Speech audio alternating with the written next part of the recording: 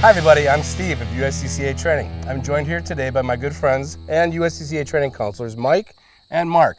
Mike also owns the Highlands Firearms Training Academy. And today, Mike's going to work with us on a drill that involves some unconventional movement. It's called the Jostle drill and should only be performed by a professional firearms instructor. It's going to involve shooting while moving, and it's going to be shooting while moving while you do not have control of your movements. Every once in a while you've been shoved or something like that. And it's going to be an emphasis on finding that front sight and getting your shots off accurately, even in bad conditions.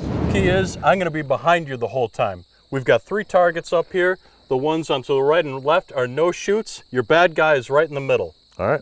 Okay? Load and make ready. Okay, Jostle drill. I'm going to grab his belt back here, make sure I get the whole belt. He's a big dude. I got to make sure I hold on to this guy. And up here on his collar. You ready? Yep. Go.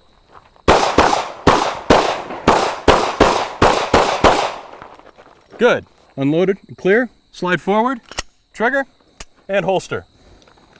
Felt someone pulling on me as we're going through the drill. And it could be, you know, a loved one behind you trying to get away, you're trying to protect them, or being bumped around in a crowd and trying to put, you know, rounds onto a target. So it had an effect on your thought process?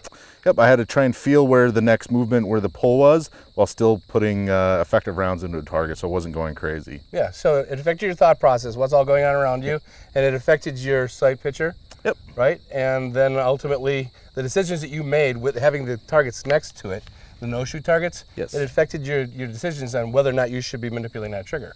Absolutely. There were several times there where the gun was maybe pulled a little bit too far right, and you can't shoot because I don't want to accidentally put a round into someone that doesn't need it.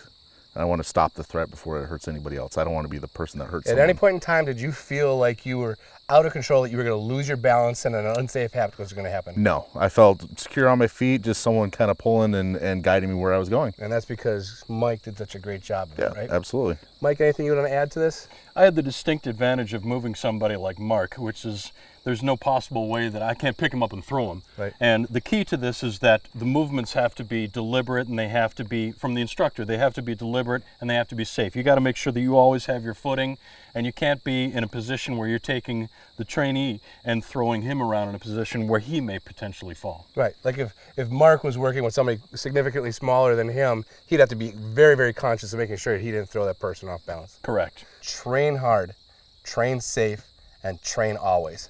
Have a fabulous day.